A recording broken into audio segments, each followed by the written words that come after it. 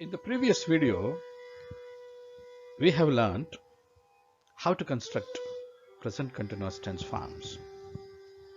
Today we are going to learn about past continuous tense. What is a past continuous tense? To talk about the work which is going on at the time of talking, we use present continuous tense. To talk about the work which will be going on in future, we use future continuous tense form. ಈಗ ನಾನು ಏನು ಮಾಡ್ತಾ ಇದ್ದೀನಿ ಅದ್ರ ಬಗ್ಗೆ ಹೇಳಬೇಕಾ ನಾನು present continuous ಹೇಳ್ತೀನಿ. ಮುಂದೆ ನಾನು ಏನು ಮಾಡ್ತೀನಿ ಅದ್ರ ಬಗ್ಗೆ ಹೇಳಬೇಕಾ ನಾನು ಫ್ಯೂಚರ್ ಕಂಟಿನ್ಯೂಸ್ ಯೂಸ್ ಮಾಡ್ತೀನಿ. ಆದರೆ ನಾವು ಇವತ್ತು ಕಲಿಯಕ್ಕೆ ಹೋಗ್ತಾ ಇರೋದು ಇದು ಯಾವುದ್ರ ಬಗ್ಗೆನೂ ಅಲ್ಲ.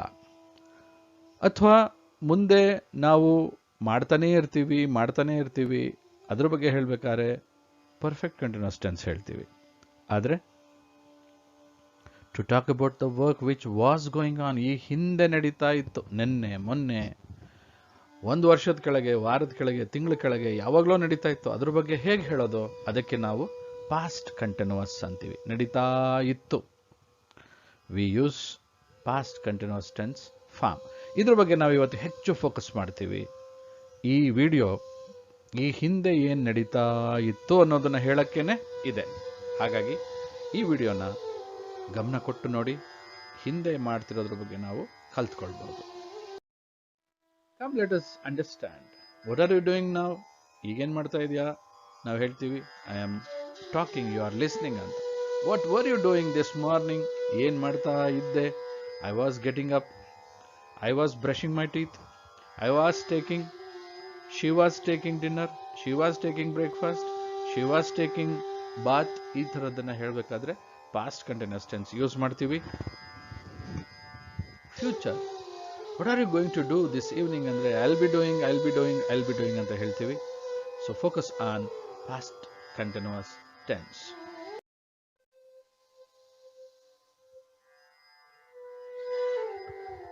ಪಾಸ್ಟ್ ಕಂಟಿನ್ಯೂಸ್ನಲ್ಲಿ ಏನು ಮಾಡ್ತೀವಿ? Was plus I N G ಹಾಕ್ತೀವಿ. When the work was happening in the past time, we use past continuous tense form. Be with I N G is added to V1 and that B should be was or were. I was eating, I was writing, I was working, they were opening. So was ಬಂದಮೇಲೆ writing ಬಂದಾಗ writing ಅಲ್ಲಿ ಈ ಹೋಗುತ್ತೆ, I N G ಬರುತ್ತೆ. To speak about what was happening in the past, ಹಳೇದು, ನಿನ್ನೆ ಮೊನ್ನೆ ಆಚೆ ಮೊನ್ನೆ ಯಾವಾಗಲೂ ಹಿಂದೆ ನಡೀತಾ ಇದ್ದಿದ್ರ ಬಗ್ಗೆ ನಾವು ಮಾತಾಡಬೇಕಾದ್ರೆ she was waiting for the train in the morning. ಇವತ್ತು ಬೆಳಗ್ಗೆ ಅವಳು, ಈಗ ಅವಳು ಆ ಕೆಲಸ ಮಾಡ್ತಾಳಲ್ವಾ ಗೊತ್ತಿಲ್ಲ, ಅವಳು ಟ್ರೈನ್ ಸಿಗ್ಲಿಲ್ವಾ ಗೊತ್ತಿಲ್ಲ, ಆದರೆ ಅವಳು ಮಾಡ್ತಿದ್ಲು, ನಾನು ನೋಡಿದಾಗ ಅವಳು ಏನು ಮಾಡ್ತಿದ್ಲು. That's all what we speak about when we speak about past continuous tense form. It focuses only on past progressive action, doesn't tell when the action started or ended. ಯಾವಾಗ ಸ್ಟಾರ್ಟ್ ಆಯಿತು ಯಾವಾಗ ಎಂಡ್ ಆಯಿತು ಹೇಳಲ್ಲ. It focuses only on past progressive. ಅವಳು train ಕಾಯ್ತಾ ಇದ್ಲು, ಟ್ರೈನ್ಗಾಗಿ ಕಾಯ್ತಾ ಇದ್ಲು ಅನ್ನೋದನ್ನ ಅಷ್ಟೇ ಹೇಳುತ್ತೆ. ಇವಾಗ ಏನು ಮಾಡ್ತಾ ಇದ್ದಾಳೆ ಗೊತ್ತಿಲ್ಲ. Whether she got the train ಗೊತ್ತಿಲ್ಲ. So this is what is called past continuous tense. She was doing doctoral, ಅವಳು PhD ಮಾಡ್ತಾ ಇದ್ಲು, ಇವಾಗ ಮಾಡಿರ್ಬೋದು, ಮಾಡ್ದಲೇನೂ ಇರಬಹುದು. ಇಲ್ಲಿ ಪ್ರಾಕ್ಟೀಸ್ಗೋಸ್ಕರ ಕೊಟ್ಟಿದೆ. I was doing business, I was doing homework, I was doing nothing, I was doing the chores, I was doing a favour. It is also used to describe a background action against the main action. When she started acting, she was studying in 8th standard. ಇಲ್ಲಿ ಎರಡಿದೆ. ಒಂದು, when she started acting, ಅವಳು acting, ಯಾವುದೋ ಒಬ್ಳು actress ಬಗ್ಗೆ ಹೇಳ್ತಾ ಇದೀವಿ ಇಲ್ಲಿ. ಆಕೆ ತನ್ನ ಆಕ್ಟಿಂಗ್ ಸ್ಟಾರ್ಟ್ ಮಾಡಿದಾಗ, ಫಿಲ್ಮಲ್ಲಿ ಆಕ್ಟಿಂಗ್ ಸ್ಟಾರ್ಟ್ ಮಾಡಿದಾಗ ಅವಳು ಕೇವಲ 8ನೇ ಕ್ಲಾಸ್ ಓದ್ತಾ ಇದ್ಲು. She was studying in 8th standard. ಅಂದರೆ ಯಾವುದೋ ಒಂದು ಆ್ಯಕ್ಷನ್ನ ಹೇಳಬೇಕಾದ್ರೆ ಬ್ಯಾಕ್ಗ್ರೌಂಡ್ನಲ್ಲಿ ಒಂದು ಆ್ಯಕ್ಷನ್ ಹೇಳ್ತೀವಿ, ಮೇನ್ ಆಗಿ ಒಂದು ಆ್ಯಕ್ಷನ್ ಹೇಳ್ತೀವಿ. ಮೇನ್ ಆ್ಯಕ್ಷನ್ ಯಾವುದು? ವೆನ್ ಶಿ ಸ್ಟಾರ್ಟೆಡ್ ಆ್ಯಕ್ಟಿಂಗ್, ಅವಳು ಸ್ಟಾರ್ಟ್ ಮಾಡುವಾಗ. This is main. ಬ್ಯಾಕ್ಗ್ರೌಂಡ್ ಏನು? She was studying in 8th standard. This is background. When two actions are taking place at the same time, ಎರಡು ಕೆಲಸ ಒಟ್ಟಿಗೆ ಆಗ್ತಾ ಇದೆ. He was reading newspaper and drinking coffee. ಈ ಥರನೂ ಹೇಳ್ಬೋದು. She was making progress. She was making money. She was making an effort. She was making a difference. She was making a noise. She was making a mess. She was making a trouble. She was making a room fire. She was making furniture. So, ಅಭ್ಯಾಸ ಮಾಡೋದಕ್ಕೆ ನಿಮಗೆ ಕೊಟ್ಟಿದ್ದೀನಿ. ನಾನು ಹೇಗೆ ಓದ್ತೀನಿ ಹಾಗೆ ನೀವು ಓದಿದ್ರೆ ನಿಮಗೂ ಇಂಗ್ಲೀಷ್ನಲ್ಲಿ ಬೇಗ ಕಲಿಬೋದು, ಮಾತಾಡೋದನ್ನು ಕಲಿಬೋದು. ಅಭ್ಯಾಸ ಮಾಡಿದ್ರೆ ಮಾತ್ರ ಇಂಗ್ಲೀಷ್ ಬರುತ್ತೆ. Yes or no type of questions are framed by shifting be to friend. Example ನೋಡ್ಬಿಟ್ರೆ ಈಸಿ ಆಗುತ್ತೆ. Were you waiting for him. Were ಅನ್ನೋದು ವರ್ಬ್ ಇದೆ. ಇದನ್ನ ಸೆಂಟೆನ್ಸ್ನ ಮೊದಲನೇ ಪಾರ್ಟ್ ಆಗಿ ತಗೊಂಡಾಗ ಮಾತ್ರ when you bring that to the front ಇದನ್ನ ಒಂದು ಪ್ರಶ್ನೆಯಾಗಿ ಕನ್ವರ್ಟ್ ಮಾಡ್ಬೋದು. ಯು ಆರ್ ವೇಟಿಂಗ್ ಅಂದ್ರೆ ಅದು ಸ್ಟೇಟ್ಮೆಂಟ್. ವರ್ ಯು ವೇಟಿಂಗ್ ಅಂದ್ರೆ ಕ್ವೆಶ್ಚನ್. ನೆಗೆಟಿವ್ ಹೇಗೆ ಮಾಡೋದು?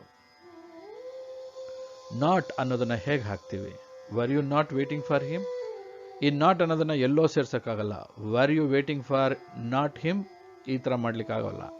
Var you not waiting for him ಹೀಗೆ ಮಾಡಬೇಕು.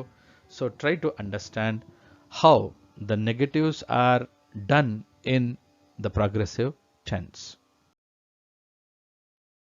He was not having lunch. ಪ್ರಾಕ್ಟೀಸಿಗೆ ಕೊಟ್ಟಿದೆ, ಪ್ರಾಕ್ಟೀಸ್ ಮಾಡಿ. ಪ್ರತಿ ಒಂದು ಸಲಿನೂ ಹಿ ವಾಸ್ ನಾಟ್ ಹ್ಯಾವಿಂಗ್ ಅನ್ನೋದನ್ನು ಯೂಸ್ ಮಾಡಿ. ಅವಾಗ ಮಾತ್ರ ನಿಮಗೆ ನಿಮ್ಮ ನಾಲಿಗೆಗೆ ಟ್ರೈನಿಂಗ್ ಕೊಡೋಕ್ಕಾಗತ್ತೆ. ಬೇಗ ಕಲಿಬೇಕಂದ್ರೆ ಪ್ರಾಕ್ಟೀಸ್ ಮಾಡಬೇಕು. WH ಟೈಪ್ ಆಫ್ ಕ್ವಶನ್ಸ್ ನಲ್ಲಿ be follows immediately after WH words. ಅಂದ್ರೆ ವೈ ಅನ್ನೋತಿದ್ದಂಗೆ ವರ್ ಅಂತ ಹಾಕ್ಬಿಡ್ಬೇಕು. ವೈ ಯು ವರ್ ಅಲ್ಲ, why were you standing outside last night. ಪ್ರಾಕ್ಟೀಸಿಗೆ ಕೊಟ್ಟಿದೆ ನೋಡಿ. ಪ್ರತಿ ಒಂದನ್ನು ಪ್ರಾಕ್ಟೀಸ್ ಮಾಡಬೇಕು. ಪ್ರಾಕ್ಟೀಸ್ ಮಾಡೋದ್ರಿಂದ ನಿಮಗೆ ತುಂಬ ಲಾಭ ಇದೆ. ಪ್ರಾಕ್ಟೀಸ್ಗೋಸ್ಕರ ಇನ್ನೊಂದು ಸ್ವಲ್ಪ ಕೊಟ್ಟಿದ್ದೀನಿ, ಹೆಚ್ಚು ಪ್ರಾಕ್ಟೀಸ್ ಮಾಡಿ.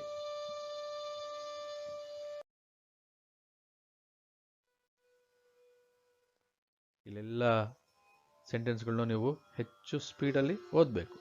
ಓದೋದ್ರಿಂದ ಮಾತಾಡೋದು ಸುಲಭ ಆಗುತ್ತೆ. ಫಾಸ್ಟಾಗಿ ಓದಿ, ಫಾಸ್ಟಾಗಿ ಮಾತಾಡಿ. Practice alone can help you. OTP ಅಂತ ಬಂದರೆ ಅಬ್ಸರ್ವ್, ಟ್ರೈನ್, ಪ್ರಾಕ್ಟೀಸ್. ಬನ್ನಿ ನೋಡೋಣ. ನೋಡಿ, ಇದೆಲ್ಲ ದಿನ ಯೂಸ್ ಮಾಡ್ತಕ್ಕಂಥದ್ದು. ನಿಮ್ಮ ನಾಲ್ಗೆ ತಿರುಗಬೇಕಾ ಫಾಸ್ಟಾಗಿ? ಇಂಗ್ಲೀಷ್ ಯಾಕೆ ಮಾತಾಡೋಕ್ಕೆ ಬರಲ್ಲ? ನಮ್ಮ ನಾಲ್ಗೆ ತಿರುಗಲ್ಲ. ನಾಲ್ಗೆ ತಿರುಗಬೇಕಾ? ಪ್ರಾಕ್ಟೀಸ್ ಮಾಡಿ. If you practice, you are going to give training to your tongue. When you are giving training to your tongue, you are getting yourself prepared for spoken English. Spoken English ಸುಮ್ಮನೆ ಬರೋದಿಲ್ಲ, ಅಭ್ಯಾಸ ಮಾಡಿದ್ರೆ ಮಾತ್ರ ಬರುತ್ತೆ. ಯಾರ ಜೊತೆಲಾದರೂ ಮಾತಾಡಬೇಕು, ಮಾತಾಡ್ತಾ ಬರುತ್ತೆ. ಸೊ ಇವೆಲ್ಲ ಪ್ರಾಕ್ಟೀಸ್ಗೋಸ್ಕರ ಕೊಟ್ಟಿದ್ದೀವಿ. ನಿತ್ಯ ಯೂಸ್ ಮಾಡೋದು ನೋಡಿ. ದಿನನಿತ್ಯ ಯೂಸ್ ಮಾಡುವಂಥ ಸೆಂಟೆನ್ಸ್ಗಳು ನಿಮಗೆ ಬೇಕಾಗತ್ತೆ, ಹೆಲ್ಪ್ ಆಗುತ್ತೆ ಇದರಿಂದ. You have to do that.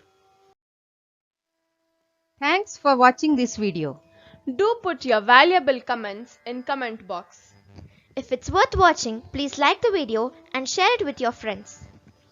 Don't forget to subscribe our channel and click on the bell icon to get our upcoming videos.